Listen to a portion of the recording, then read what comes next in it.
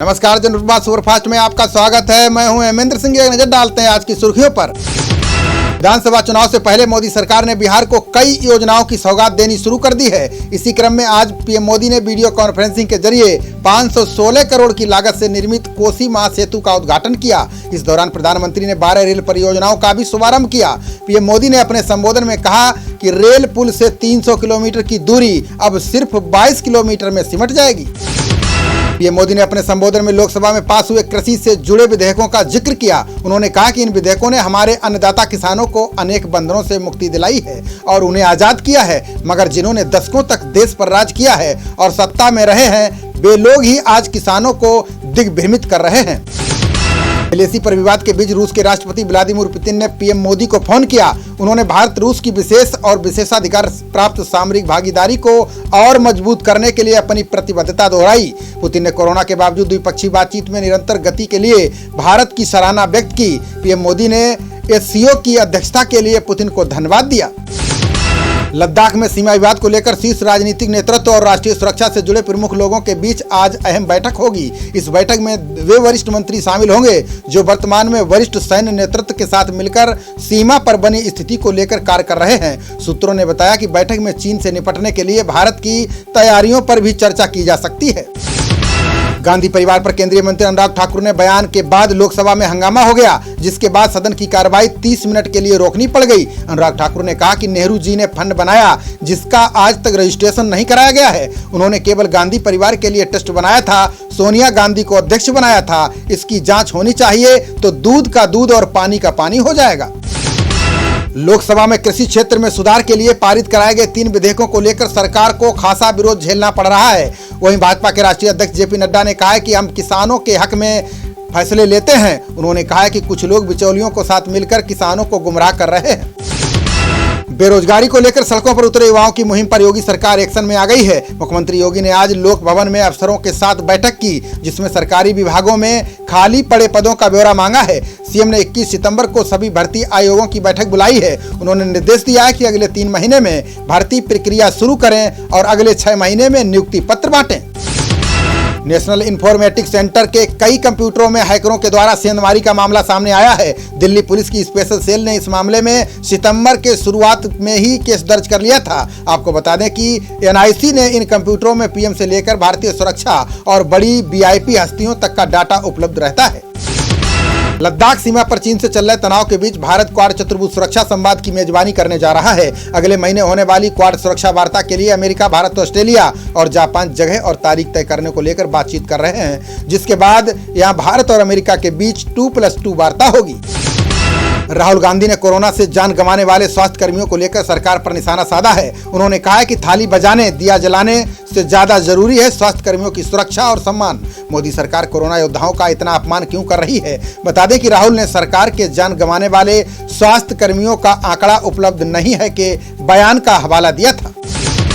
मायावती के विरोध के बाद डिटेंशन सेंटर के मामले में योगी सरकार बैकफुट पर आ गई है। यूपी सरकार ने गाजियाबाद में डिटेंशन सेंटर बनाने का फैसले वापस ले लिया है। सीएम योगी ने सेंटर खोलने के लिए केंद्र सरकार को प्रस्ताव भेजा था। इसी बीच मायावती ने सरकार के इस फैसले का विरोध किया था। एनसीबी ने मुंबई में छापेमारी के दौरान पकड़े गए राहिल विश्राम नाम के पैडलर के घर से करीब 1 किलो ड्रग्स बरामद की है। इसकी कीमत मार्केट में 3 से 4 करोड़ रुपए बताई जा रही है। इसके अलावा एनसीबी को राहिल के घर से 4.5 लाख रुपए कैश भी मिला है। बताया जा रहा है कि राहिल इसे बॉलीवुड सेलिब्रिटीज को आपूर्ति करता था। धर्म परिवर्तन को लेकर यूपी सरकार ने एक और बड़ा फैसला लिया है। लव जिहाद के बढ़ते मामलों को रोकने के लिए योगी सरकार कैबिनेट में एक अध्यादेश ला सकती है। हाल ही में संघ प्रमुख मोहन भागवत ने अपने यूपी प्रवास के दौरान लव जिहाद पर चिंता जताई थी। माना जा रहा है कि प्रस्ताव तैयार होते ही शासन को मंजूरी के लिए भेजा जाएगा। सीएम केजरीवाल ने संसद के मानसून सत्र को लेकर विपक्षी दलों से अपील की है। सीएम केजरीवाल ने कहा है कि कांग्रेस समेत सभी विपक्षी दल किसानों के समर्थन में आए। वो मोदी सरकार के किसान बिल का खुलकर विरोध करें। अब सभी विपक्ष दल एकजुट होकर राज्यसभा में बिल का विरोध करें, सदन से वॉकआउट का ड्रामा ना करें।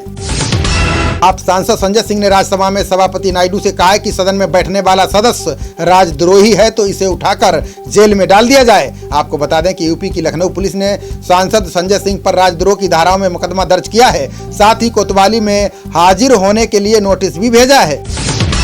दिल्ली हाईकोर्ट ने निजी एवं सरकारी स्कूलों को निर्देश दिया है कि वे गरीब बच्चों को ऑनलाइन कक्षाओं के लिए उपकरण और इंटरनेट पैकेज मुहैया कराएं। अदालत ने कहा है कि ऐसी सुविधाओं की कमी बच्चों को मूलभूत शिक्षा प्राप्त करने से रोकती है। पीठ ने गरीब और वंचित विद्यार्थियों की पहचान करने और उपकरणों की आपूर्ति करने की सुचारू प्रक्रिया के लिए 3 सदस्यीय समिति गठित करने का निर्देश दिया है।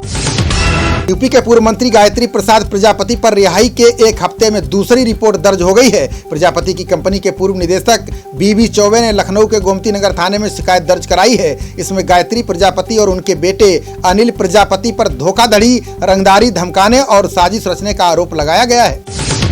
पंजाब भाजपा इकाई के प्रमुख अश्विनी शर्मा ने हरसिमरत कौर बादल के इस्तीफे को सीएद का राजनीतिक निर्णय करार दिया है। उन्होंने कहा कि सीएद अब भी एनडीए का हिस्सा है, लेकिन उनका ये निर्णय कुछ राजनीतिक कारणों के चलते लिया गया है। शर्मा ने कहा कि केंद्र में भाजपा सरकार द्वारा लगाए 3 विधेयक किसानों के हित में हैं। उन्होंने कहा कि सीएद भाजपा का गठबंधन है, लेकिन दोनों अलग दल हैं।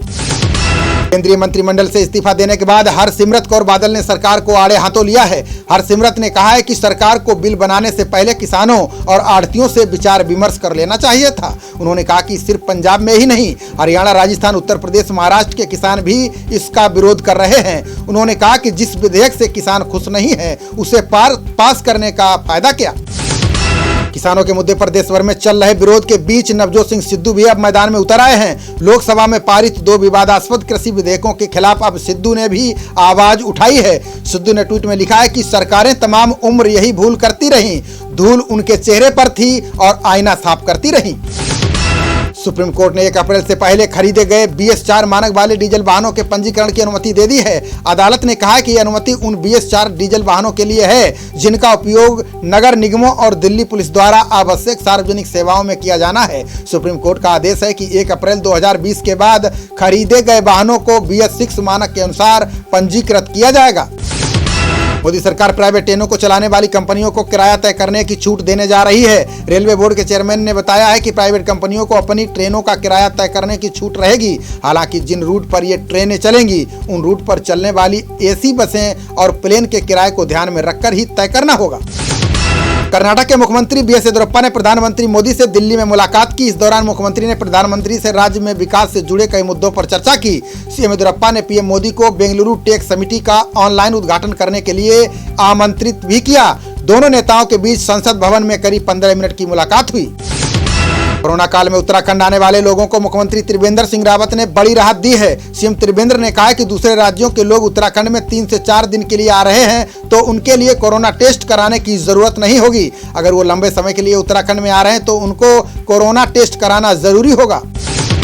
मध्य प्रदेश के मुख्यमंत्री शिवराज सिंह चौहान ने उज्जैन वासियों को कोरोना संकट में बड़ी सौगात दी है। सीएम शिवराज ने उज्जैन के माधवनगर में बने कोविड-19 अस्पताल का उद्घाटन किया है। सीएम शिवराज ने कहा है कि ये अस्पताल पूरी तरह से ICU की सुविधाओं से लैस है। अभी इसमें कोरोना मरीजों के लिए 20 बेड की व्यवस्था है। बिहार विधानसभा चुनाव को लेकर कांग्रेस अपनी स्थिति को और मजबूत करने में जुटी है। सूत्रों का कहना है कि कांग्रेस उन सभी सीटों पर नजर गड़ाए हुए है जिस पर पिछले चुनाव में जनता दल यूनाइटेड विजयी हुई थी या दूसरे नंबर पर थी। बता दें कि पिछले चुनाव में जेडीयू महागठबंधन में कांग्रेस और आरजेडी के साथ थी, लेकिन इस बार वो एनडीए के साथ हो गई है। बिहार विधानसभा चुनाव को लेकर चुनाव आयोग ने गाइडलाइन जारी कर दी है, जिसके तहत प्रत्याशी 10,000 रुपए नकद और 28 लाख से ज्यादा खर्च नहीं कर सकते हैं। कोरोना को देखते हुए चुनाव आयोग ने कानून मंत्रालय को पहले ही पत्र लिखा है। इसमें प्रचार खर्च 2 लाख रुपए और बढ़ाने की मांग की गई है। नियम के अनुसार कोरोना पॉजिटिव मरीजों के लिए अलग वोटर लिस्ट बनेगी और संक्रमित मरीज सबसे आखिर में वोट डाल पाएंगे। थाईलैंड ने चीन के साथ नहर प्रोजेक्ट को रद्द करने का फैसला किया है। अब थाईलैंड के क्रा कैनाल प्रोजेक्ट को तैयार करने के लिए भारत के अलावा अमेरिका और ऑस्ट्रेलिया ने रुचि दिखाई है। ऐसा माना जा रहा है कि अब यह प्रोजेक्ट भारत, अमेरिका या ऑस्ट्रेलियाई कंपनी को मिल सकता है। आपको बता दें कि भारत के समुद्री सीमा सुरक्षा के लिए यह डील खतरनाक थी।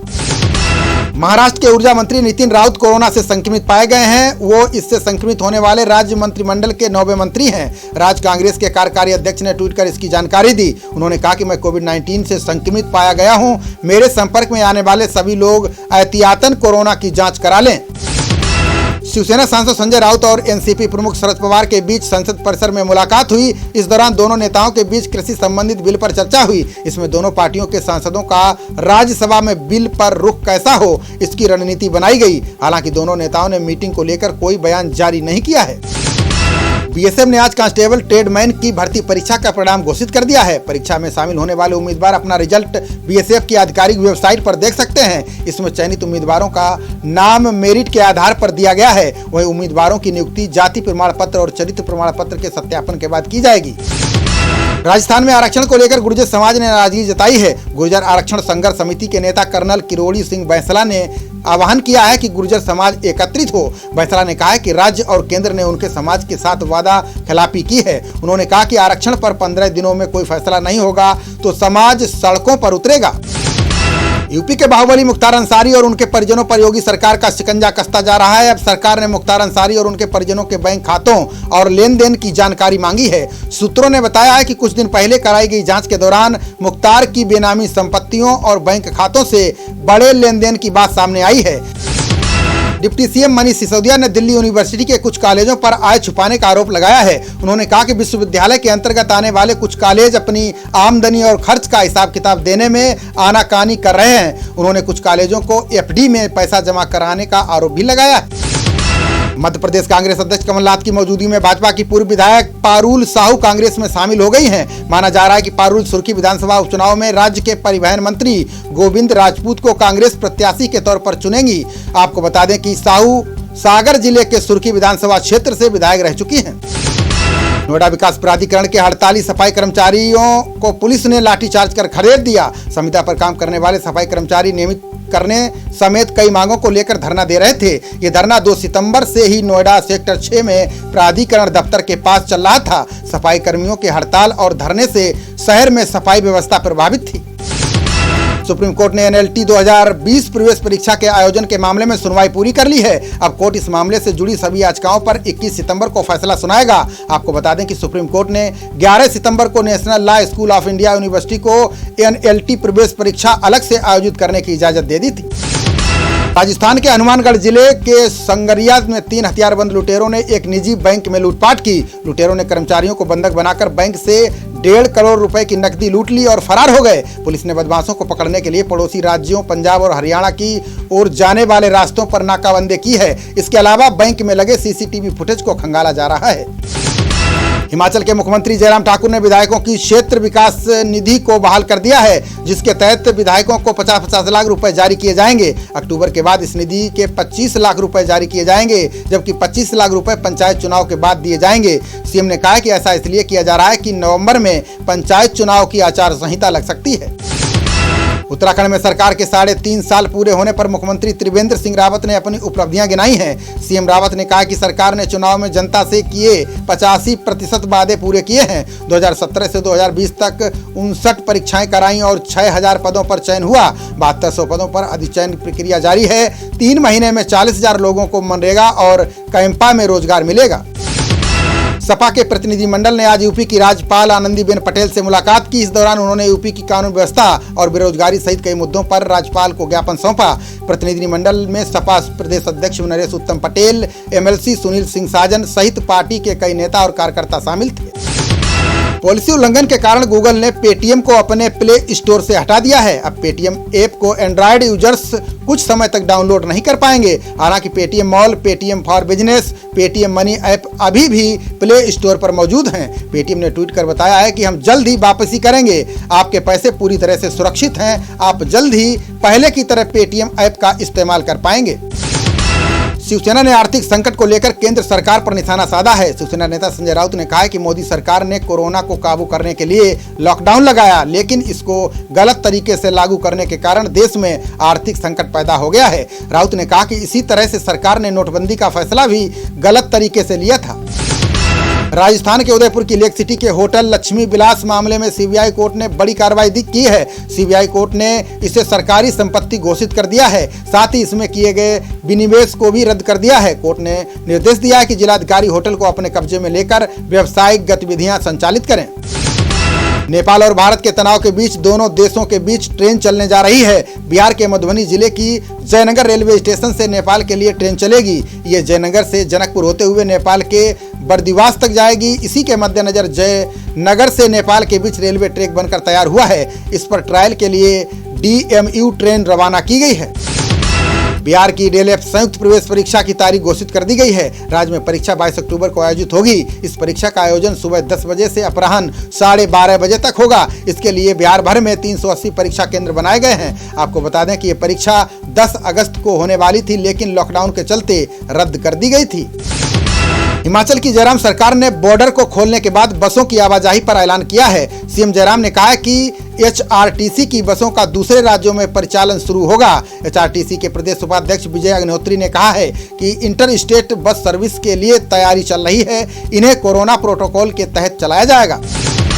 बिजनौर में आरोपी को गिरफ्तार करने गई पुलिस पर लोगों ने पथराव कर दिया। महिलाओं ने पुलिस कर्मियों की आंखों में मिर्च पाउडर भी डाला। इस हादसे में एक एसएसआई चोटिल हो गया। फिलहाल पुलिस ने 5 नामजद आरोपियों को गिरफ्तार कर लिया है। वहीं दर्जन भर पत्थरबाज आरोपियों के खिलाफ मामला दर्ज कर लिया गया है।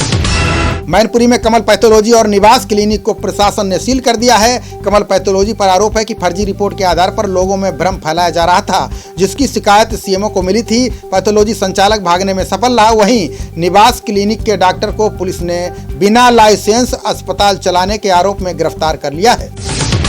मैनपुरी में कानून व्यवस्था को लेकर पूर्व सांसद तेज प्रताप यादव और विधायक ब्रजेश कठेरिया ने डीएम से मुलाकात की। इस मौके पर तेज प्रताप यादव ने बीजेपी पर तंज कसते हुए कहा कि भाजपा सरकार में स्वास्थ्य व्यवस्थाएं खराब हो चुकी हैं। योगी सरकार में पीड़ितों की कोई सुनवाई नहीं की जा रही है। खबरों का सिलसिला जारी रहेगा। देखते रहिए जनप्रवाद। नमस्कार।